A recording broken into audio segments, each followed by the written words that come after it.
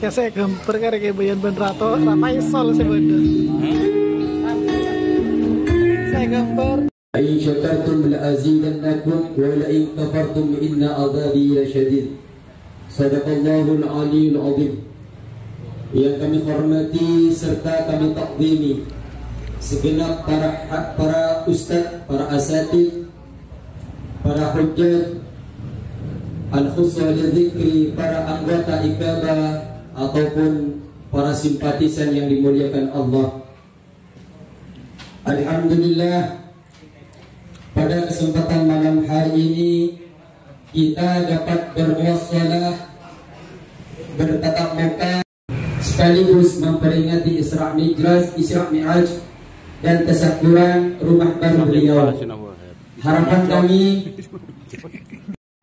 yang kedua kalinya, salawat serta salam selalu kita aturkan kepada Nabi Muhammad sallallahu alaihi wasallam, karena beliaulah yang membawa kita minat dhulumati ilan nur, sehingga kita bersama-sama di sini memperingati Isra Mi'raj Nabi Muhammad sallallahu alaihi wasallam.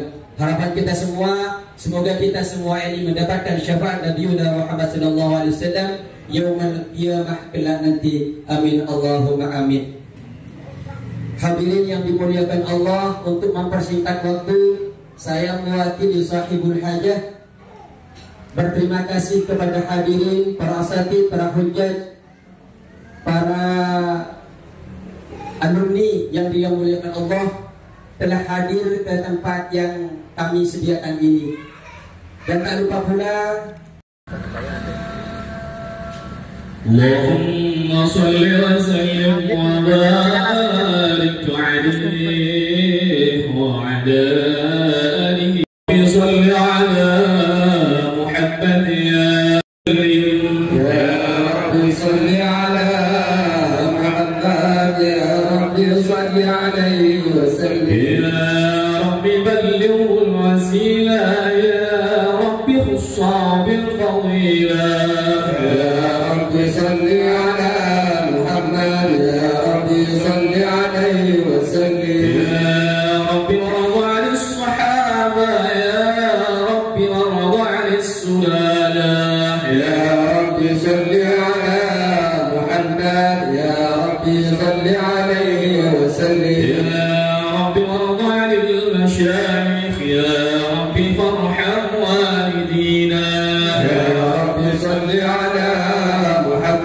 يا ربي صل عليه وسلم يا ربي وارحمنا جميعا يا ربي وارحم كل مسلم يا ربي صل على محمد يا ربي صل عليه وسلم يا ربي واغفر لكل مذنب يا ربي لا تقطع رجانا يا ربي صل على محمد يا ربي صل عليه وسلم يا ربي يا سامع دعانا يا ربي بلغنا نزورا يا ربي صل على محمد يا ربي صل عليه وسلم يا ربي توشانا بنوره يا ربي حفظانا ومانا يا ربي صل على محمد يا ربي صل عليه وسلم يا ربي واسكننا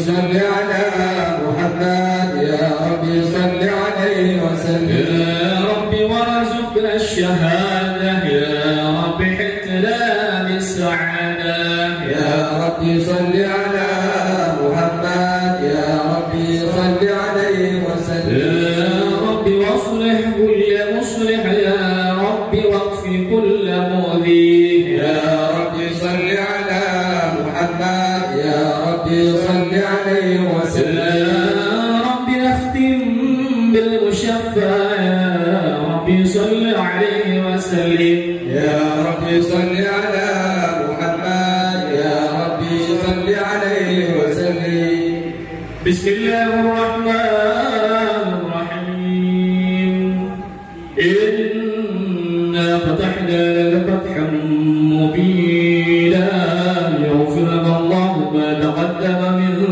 ذنبك وما تأخر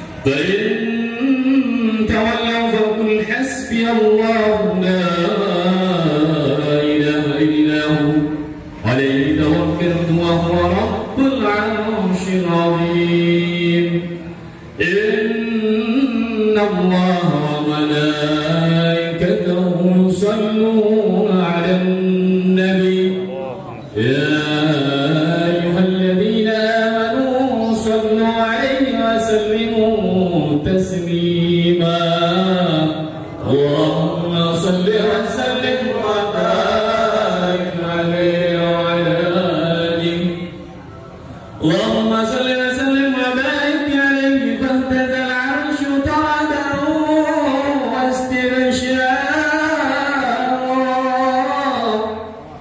وازداد الكرسي هيبة ووقرا وامتلأت السماوات أنوارا وضجت الملائكة تهليلا وتمجيدا واستغفارا سبحان الله والحمد لله ولا إله إلا الله والله أكبر سبحان الله والحمد لله ولا إله إلا الله والله سبحان الله والحمد لله ولا إله إلا الله والله أكبر ولم تزل أمه تراء وعن فخره وفضله إلى نهاية تمام حمده فلما اشتد الخط قبل رب نصرك وضعت الحبيب صلى الله عليه وسلم ساجدا شاكرا حامدا كأنه البدر في تمام صلى الله على محمد صلى الله عليه وسلم صلى الله على محمد صلى الله عليه وسلم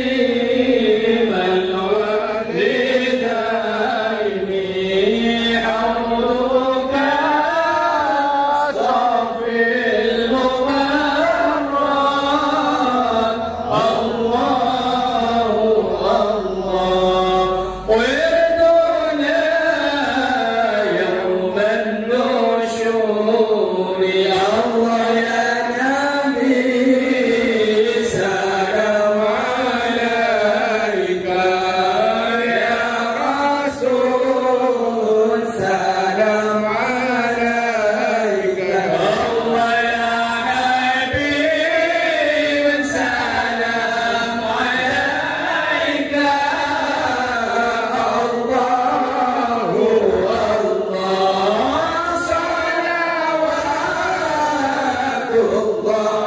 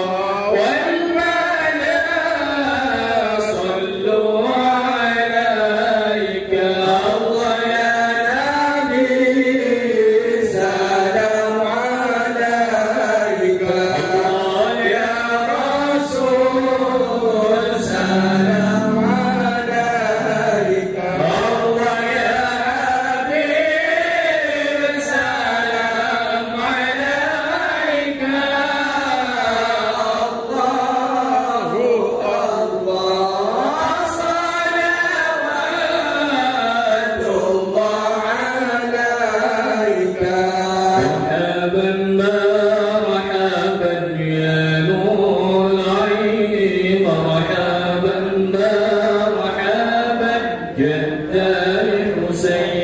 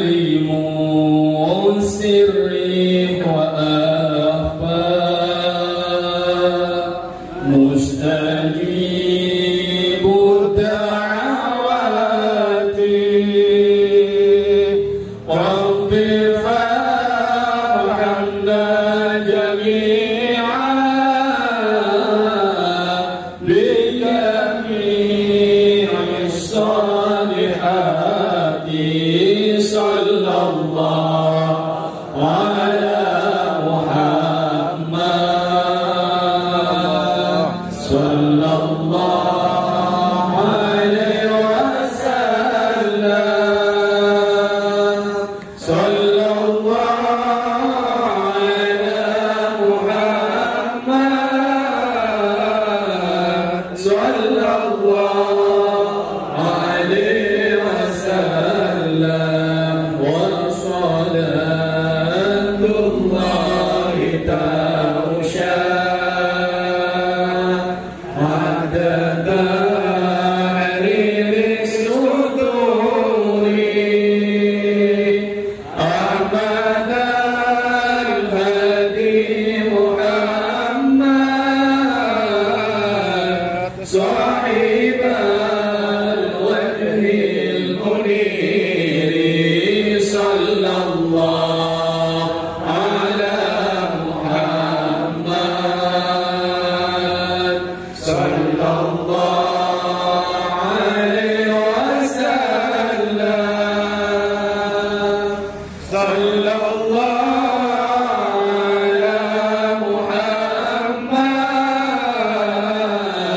يا ربي صل وسلم اللهم صل وسلم وبارك عليه وعلى آله وصحبه في حب سيدنا محمد نور بدر الهدى متمم اللهم صل على محمد يا رب صل عليه صل وسلم. نحن إلى محمد ما نزل من وجده متيم اللهم صل على محمد يا رب صل عليه قال وسلم. حبيب سوى محمد خير الرسول النبي المكرم اللهم صل على محمد يا رب صل عليه يوم وسلم. المحب إلى محمد أبلغ ثم به تهيأ اللهم صل على محمد يا رب صل عليه في وسلم. الحجر شافعنا محمد منجي الخلائق من جهنم اللهم صل على محمد يا رب صل عليه وسلم. قيل سيدنا محمد أم القرى بلد معظم اللهم صل على محمد يا رب صل عليه وسلم. آية جذب محمد مولاه سلمه وكلمه اللهم صل على محمد يا رب صل عليه أسعد وسلم. أحمد يا محمد يا سيد الرسل المقدم اللهم صل على محمد يا رب صل عليه صلى وسلم. الله يا محمد يوم القيامة كي ينعم اللهم صل على محمد يا رب صل عليه وسلم. الشفاعة من محمد لو كنت أرتكب المحرم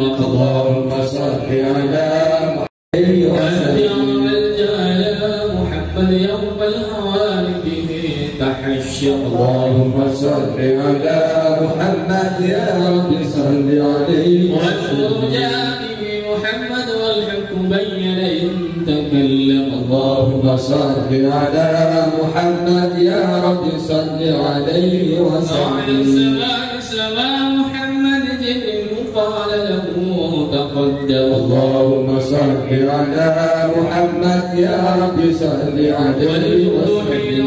رزا محمد منه ملائكة تسوق اللهم صل على محمد يا رب صل عليه وسلم. أداره محمد والقرآن ضله فهدم اللهم صل على محمد يا رب صل عليه وسلم. على محمد والآل كلهم وسلم اللهم صل على محمد يا رب صل عليه وصلى وسلم. الله على محمد وعلى صحبه وسلم اللهم صل على محمد يا رب صل عليه وسلم. اللهم صل وسلم وبارك عليه وعلى آله وصحبه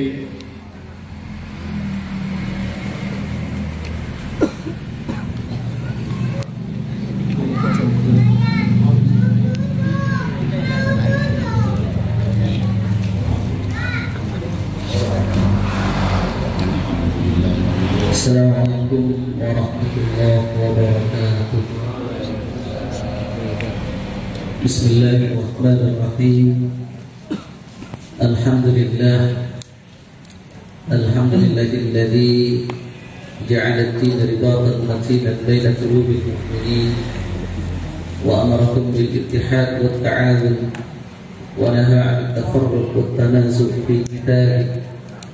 أشهد أن لا إله إلا الله القوي المتين وأشهد أن محمد رسول الله الفرد الحكيم وسيد الأنبياء والمرسلين وعلى آله وأصحابه ومن تبعهم بإحسان إلى يوم الدين. وبعد، أصحاب الفضيلة, para asatidz, para tokoh masyarakat, seluruh jajaran pengurus Ikatan Alumni Pondok Pesantren Bata-Bata, wa khusus wa takdir, sahibul bait, sahibul hajat, keluarga besar Ustaz Budi, dan seluruh para undangan, para anggota Ikabah yang dirahmati Allah Subhanahu wa taala. Alhamdulillah, bersyukur kehadirat Allah Subhanahu wa taala yang atas berkat Tuhan rahmat, taufik dan hidayahnya. Alhamdulillah, pada kesempatan malam hari ini kita masih diberi waktu dan kesempatan oleh Allah Subhanahu wa taala untuk bisa bersilaturahim, untuk bisa bermuajahah dalam rangka yang pertama, pertemuan rutin dari Ikabah Kabupaten Bekasi, sekaligus juga peringatan Isra Mi'raj Nabi besar Muhammad sallallahu alaihi wasallam, sekaligus tasyakkuran atas rumah baru dari sahibul hajah. Dan kita doakan tentunya mudah-mudahan tempat yang baru ini akan diberi oleh Allah Subhanahu wa taala keberkahan di dalamnya. Sallallahu wa salamuhu, semoga tetap tercurahkan kehadiran junjungan kita, qudwah kita yaitu Nabi besar Muhammad sallallahu alaihi wasallam, dan seluruh keluarganya, sahabat-sahabatnya, serta orang-orang yang mengikuti beliau sampai hari kiamat nantinya. Pada kesempatan kali ini kami akan mengulas satu tema, yaitu tentang dimensi Isra dan Mi'raj Nabi besar Muhammad sallallahu alaihi wasallam.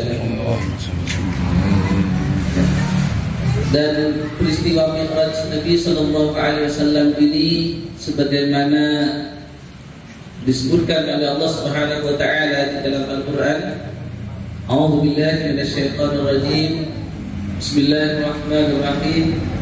Subhanalladzi asra bi'abdihi laylan minal masjidil haram ilal masjidil aqsa alladzi barakna hawlahu linuriyahu min ayatina innahu was-sami'ul basir. Tentang masalah waktu diisrakan atau dimi'rajkan Nabi sallallahu alaihi wasallam ini, sebenarnya para ulama memang berbeda pendapat di dalamnya.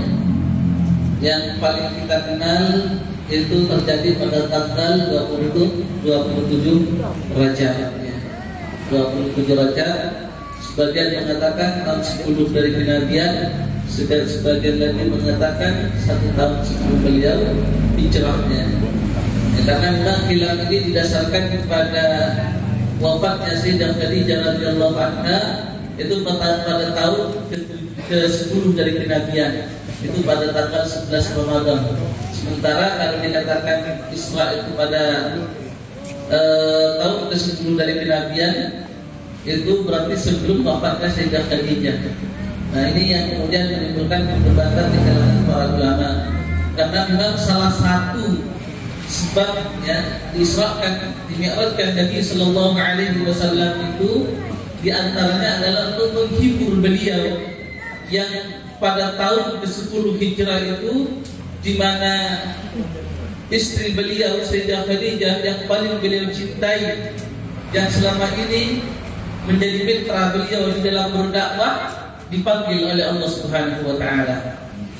Dan tidak lama setelah itu, sekitar 1 bulan, juga menyusul pamanda beliau yaitu Abu Thalib, orang yang selama ini membackup beliau di dalam dakwah beliau itu. Sehingga pada tahun itu beliau kehilangan 2 sosok yang paling beliau cintai. Ya, sehingga pada tahun itu kemudian dikenal sebagai Abul Huzni. Dan kita tahu kemudian pasca wafatnya Sayyidah Khadijah radhiyallahu anha dan Abu Thalib ini, di mana kemudian intensitas gangguan dari orang-orang kafir Quraisy itu semakin meningkat. Karena ketiadaan paman beliau Abu Thalib itu memberikan satu pengaruh yang amat sangat kepada kondisi dan keadaan di mana beliau berdakwah. Karena selama ini yang paling membackup dakwah beliau itu adalah Abu Thalib, di mana orang-orang kafir Quraisy masih merasa segan untuk melakukan tindakan-tindakan anarkis kepada Nabi SAW, kan masih ada sosok Abu Thalib. Dan bahkan kita tahu sampai beliau hijrah ke Taif untuk mencari sanak saudara berdakwah dari pintu ke pintu. Dan sebagaimana kita ketahui, beliau juga diusir dari Taif, bahkan sampai berdarah kaki beliau itu. Dan disitulah kemudian Allah Subhanahu wa taala ingin menghibur beliau itu dengan diisrakan, dimi'rajkan.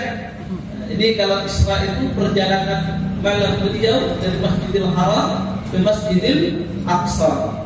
Ya, yang kita ketahui ya sudah ketika kita ngaji bersama di pondok, kita tahu kalau 27 Rajab itu sampai tengah malam, dan kisahnya kita tidak perlu untuk mengisahkan kembali kisah yang sangat panjang itu.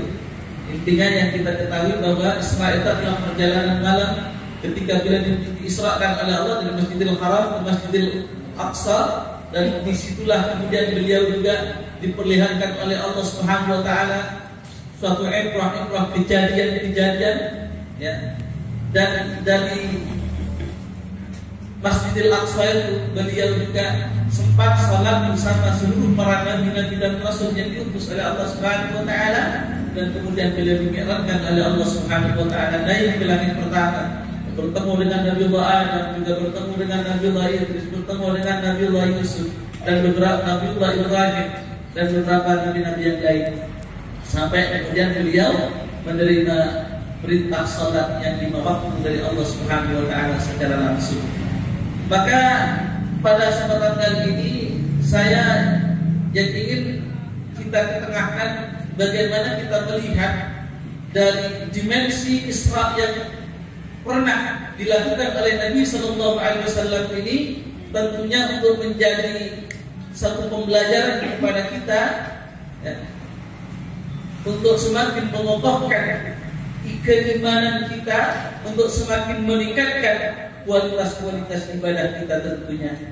Salah satu dimensi Isra itu yang paling utama adalah dimensi spiritual. Kenapa? Atau dimensi ibadah. Karena memang salah satu tujuan beliau diisrakan ini adalah untuk menerima perintah salat secara langsung dari Allah Subhanahu wa taala. Oleh karenanya salat ini juga oleh para ulama itu disebut sebagai mi'rajul mukmin. Artinya mi'rajnya orang-orang mukmin. Ketika kita sedang sholat itu, pada hakikatnya kita juga sedang mi'raj. Kenapa? Karena sholat itu adalah salah satu ibadah di mana ketika itu kita langsung berdialog, menghadap secara langsung dengan Allah Subhanahu wa taala, kita berdialog, kita bercakap dengan Allah Subhanahu wa taala. Oleh karenanya sholat itu adalah mi'raj kecil, sebagai oleh-oleh dari mi'raj akbar yang dilakukan oleh Nabi Sallallahu Alaihi Wasallam. Maka demikianlah yang harus kita rasakan, terutama di dalam sholat-sholat kita itu, di mana ketika kita menghadap kepada Allah secara langsung, baik secara jasmaninya maupun secara rohaniahnya, sebagaimana Rasulullah SAW dimi'rajkan oleh Allah menurut kebanyakan pendapat para ulama dengan jasmaniah dan rohaniahnya.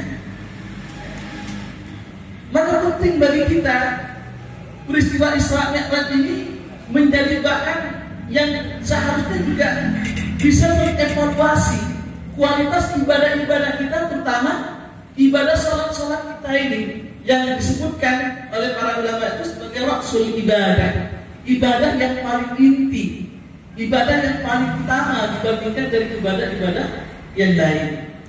Ya. Jadi inilah yang harus kita rasakan tentunya ketika kita sedang menghadap kepada Allah di dalam sholat-sholat kita itu, sehingga kita betul-betul menjadikan sholat ini sebagai media di mana ketika kita langsung menghadap kepada Allah Subhanahu wa Ta'ala dan berdialog secara langsung, merasakan kehadiran Allah Subhanahu wa Ta'ala begitu dekat dengan kita.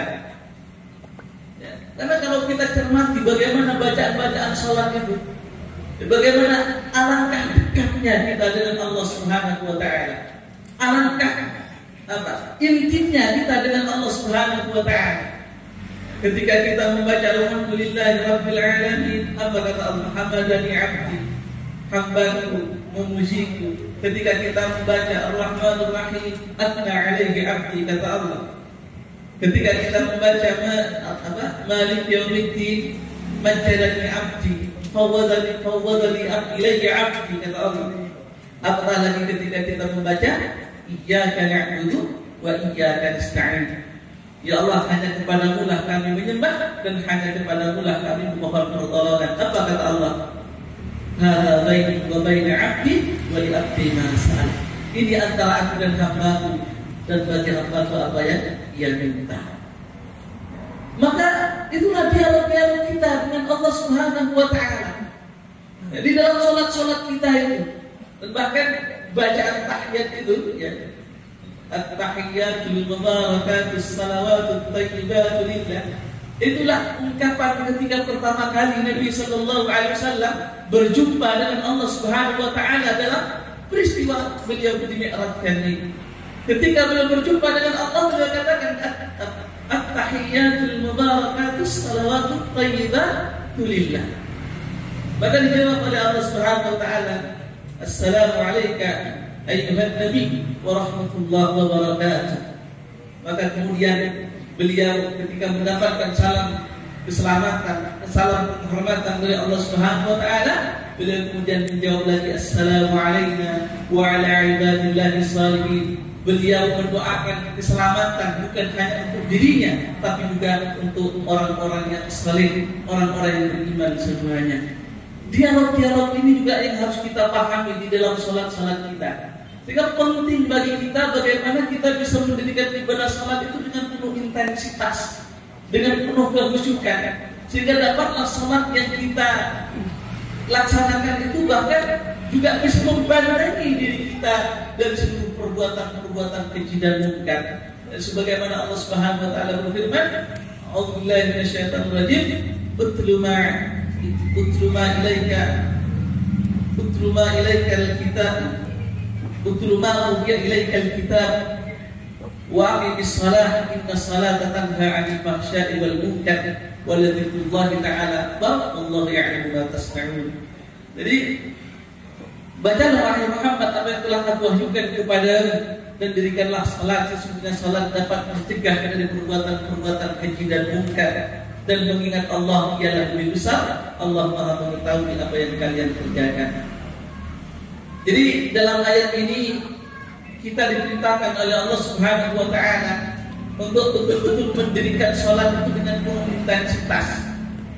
Allah tidak hanya sekedar berfirman sallu, salatlah kalian, tapi aqimis salat, dirikan salat.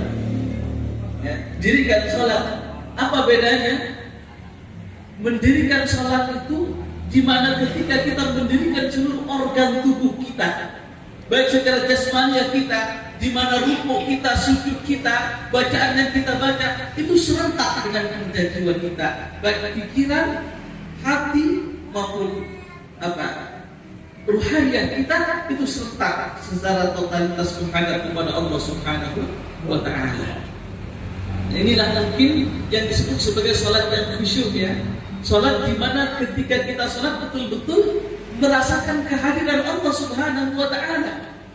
Ya. sebagaimana disebutkan oleh Allah itu di dalam surah Al-Baqarah, "Wasta'inu bis-sabri was-salah wa innaha lakabiratun illa 'alal khashi'in." Minta tolonglah kalian dengan sabar dan salat, dan sesungguhnya salat itu sungguh berat untuk dikerjakan kecuali bagi mereka orang-orang yang khusyuk di dalam melaksanakannya.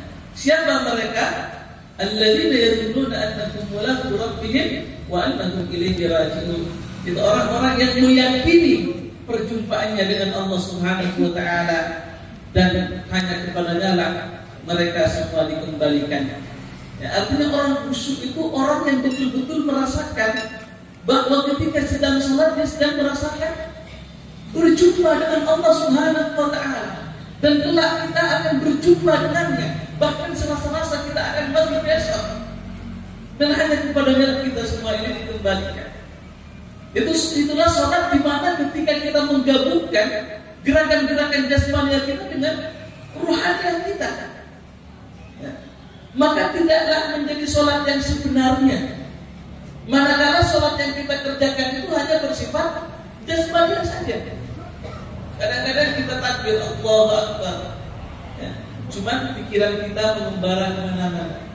Kita Allahu Akbar, pikiran kita lagi ngerjain palen, lagi sujud gitu, masih ingat di jalan dan sebagainya, ingat dapur dan sebagainya.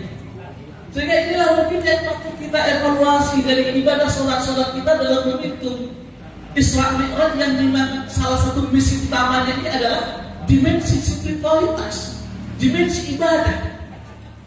Inilah yang seharusnya kita pertanyakan kepada diri kita sendiri. Sudahkah sholat yang kita laksanakan selama ini memang sebetul-betulnya sholat yang telah dituntut oleh Allah Subhanahu wa taala kepada kita? Atau jangan-jangan sholat yang kita lakukan selama ini tidak lebih dari satu kegiatan rutinitas, sebagai satu penggugur kewajiban saja, di mana sholat kita kemudian menjadi sholat yang hampa, sholat yang tidak bernilai, sholat yang tidak memberikan dampak uya di dalam kejiwaan kita. Atau bahkan jangan-jangan kita termasuk dalam golongan yang oleh Allah disebutkan dalam surah Al-Ma'un itu sebagai orang yang mendustakan agama. Ra'aital ladzi yukadzibu bid-din, kata Allah. Tahukah tahu siapa orang yang mendustakan agama? Fadzalikal ladzi yad'ul yatim wa la yad'u 'ala ta'amil miskin. Fawailul lil musallin alladziina hum 'an salatihim sahun. Maka dalam ayat ini Allah mengatakan fawailul, maka celaka, lil musallin. Makanya Allah tidak menggunakan diksi lil muqiminas salat, tapi lil musallin, bagi orang-orang yang salat. Alladzina hum fi salatihim sahun, yang mereka lupa dengan salatnya. Apa salat sahun di sini? Ya, kalau kita baca di dalam kitab tafsir, banyak sekali para ulama yang menafsirkan salat sahun ini. Di antaranya paling masyhur salat sahun ini adalah salat yang riya, ya, salatnya orang munafik yang dia salat kecuali hanya untuk dilihat oleh orang.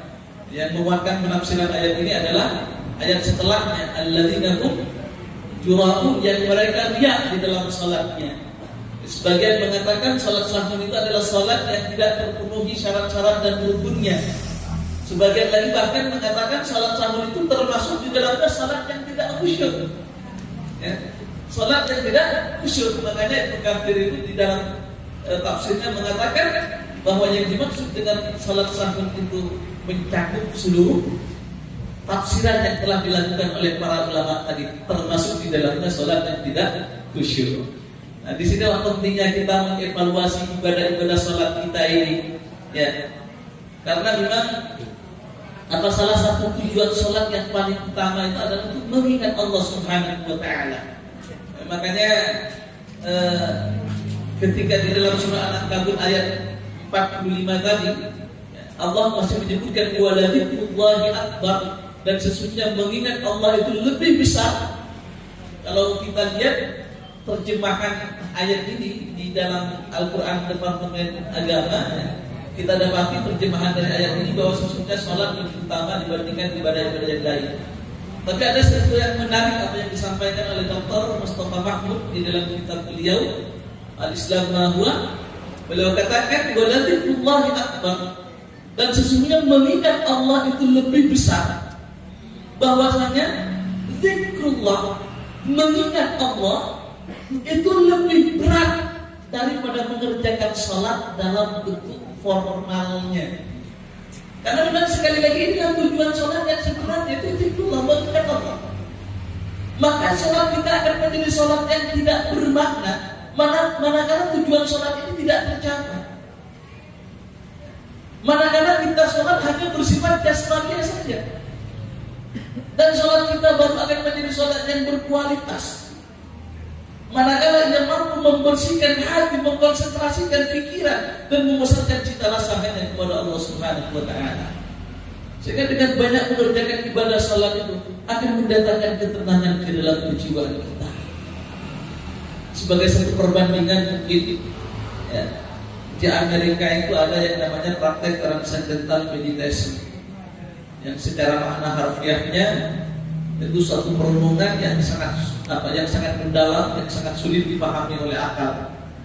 Di mana aliran ini sebenarnya merupakan salah satu sempalan ya, dari aliran yoga yang muncul di India dan kemudian berkembang pesat di Amerika. Aliran ini menitik beratkan kepada setiap anggotanya bahwa dalam setiap hari ada satu waktu yang dia gunakan untuk menetapkan diri di tempat duduk, bermeditasi, kemudian mengeluarkan wujud rohani dirinya menuju alam ketiadaan atau alam kehampaan total, merasakan kebahagiaan dalam dunia ketiadaan. Ya, aliran ini semacam mengajarkan pengistirahatan mental, di mana jiwa kita betul-betul dibebaskan dari berbagai macam tekanan. Dan ketika dilakukan dialog oleh seorang dokter, ini yang menarik. Ketika aliran ini melakukan meditasi yang seperti itu, di sana ditemukan adanya penurunan darah secara mencolok, disertai dengan terbentuknya keseimbangan metabolisme darah di dalam tubuh kita. Sehingga praktik meditasi yang seperti itu telah banyak mengobati menyembuhkan berbagai macam penyakit. Di antaranya penyakit menarung, tekanan darah tinggi, dan berbagai macam penyakit lainnya. Nah, sholat dalam Islam seharusnya dimulai dengan syarat rohani yang seperti ini. Artinya di mana ketika kita hendak mendirikan ibadah sholat itu, di mana perhatian kita, pikiran kita, hati kita itu kita betul-betul fokuskan hanya kepada Allah Subhanahu wa Ta'ala. Dan bahkan suasana khusyuk di dalam sholat itu sudah harus kita bangun semenjak dari kita mendengar panggilan azan.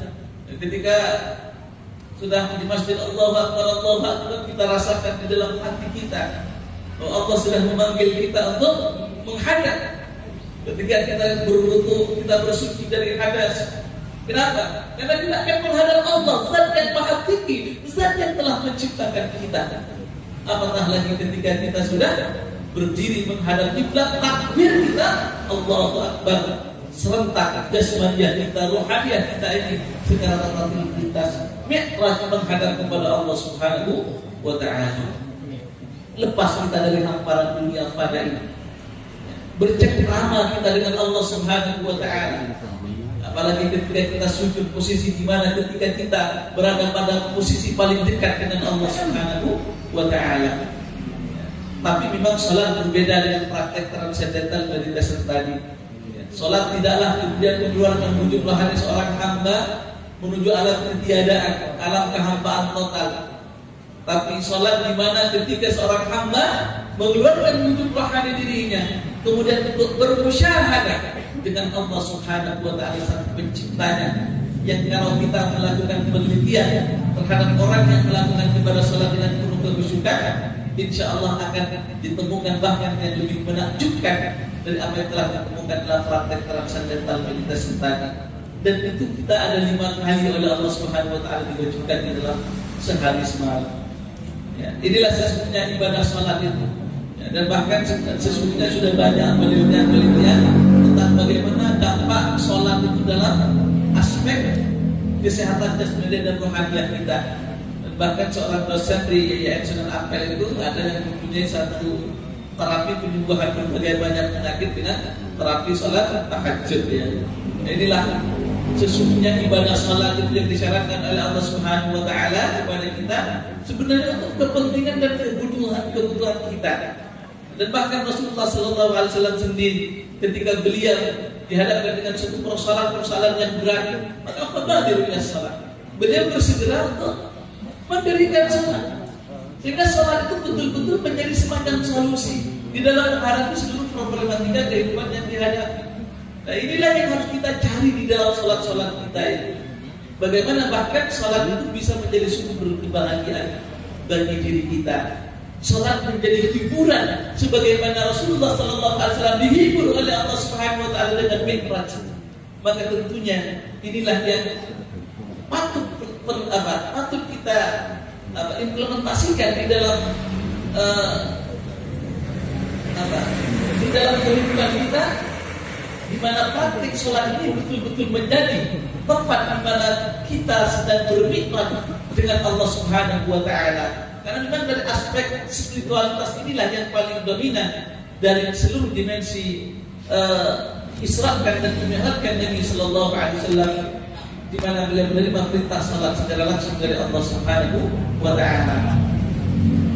Dan yang kedua, salah satu dimensi dari pelaksanaan Mi'raj beliau, ya, ada juga dimensi politiknya, ya, dimensi politik. Dari mana dimensi politiknya ini?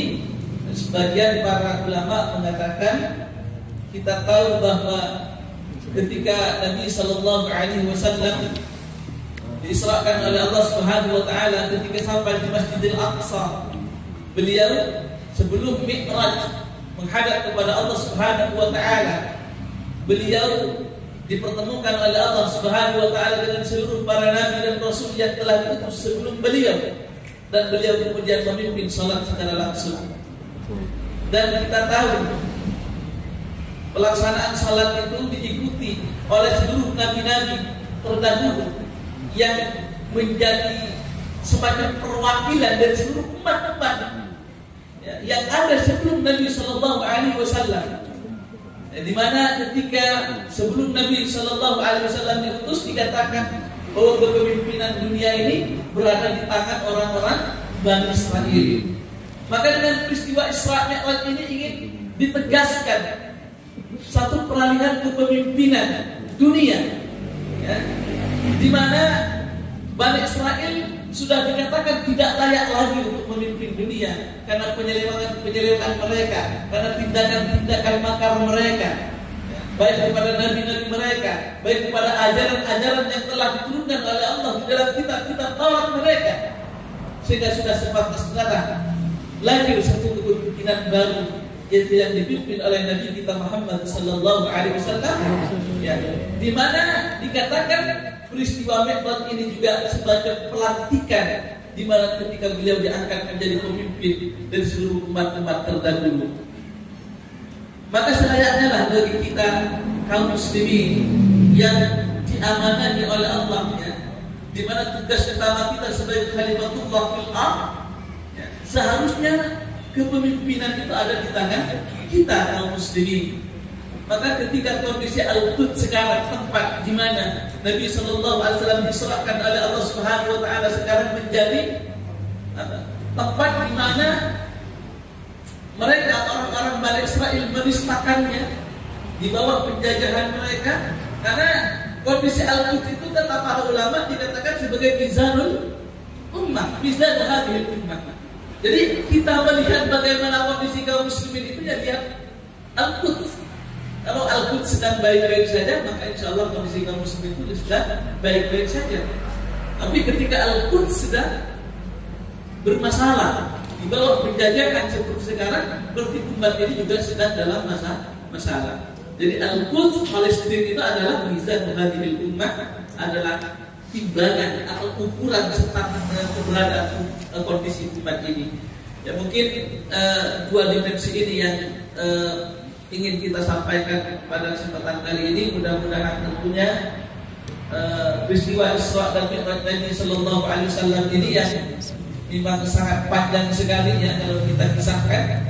Mudah-mudahan dari satu bagian fikih dimensi ini bisa kita amalkan di dalam kehidupan sehari-hari, ya, di mana kita betul-betul mempunyai satu kesadaran bahwa kita itu mi'raj menghadap Allah Subhanahu wa taala sebanyak 5 kali di dalam sehari semalam. Dan itu betul-betul kita intensifkan, betul-betul menjadi wahana dan media di mana ketika kita langsung berhadapan dengan Allah, mengadukan segala hal-hal kita, ya, bahkan tadarruk kita kepada Allah Subhanahu wa taala. Dan mudah-mudahan tentunya pertemuan kita pada kesempatan malam hari ini mendapatkan ridha dari Allah Subhanahu wa taala, tambahan banyak ilmu dari untuk kita semua. Qadarallahu wa iyyakum bi salahi shalal muslimin wa akram minni. Wassalamualaikum warahmatullahi wabarakatuh.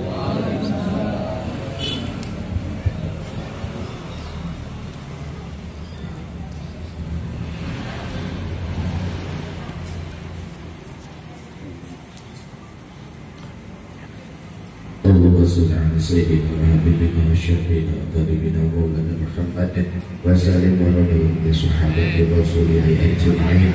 امين امين يا الله يا رب العالمين يا مجيب السائلين. بسم الله الرحمن الرحيم. اياك نعبد واياك نستعين اهدنا الصراط المستقيم. حمدا شاكرين حمدا ناعمين حمدا يوافي نعمه ويكافئ مزيده. يا ربنا ولك الحمد كما ينبغي لجلال وجهك الكريم ولسلطانك. اللهم تقبل منا انك انت السميع العليم وتب علينا يا مولانا انك انت الوهاب.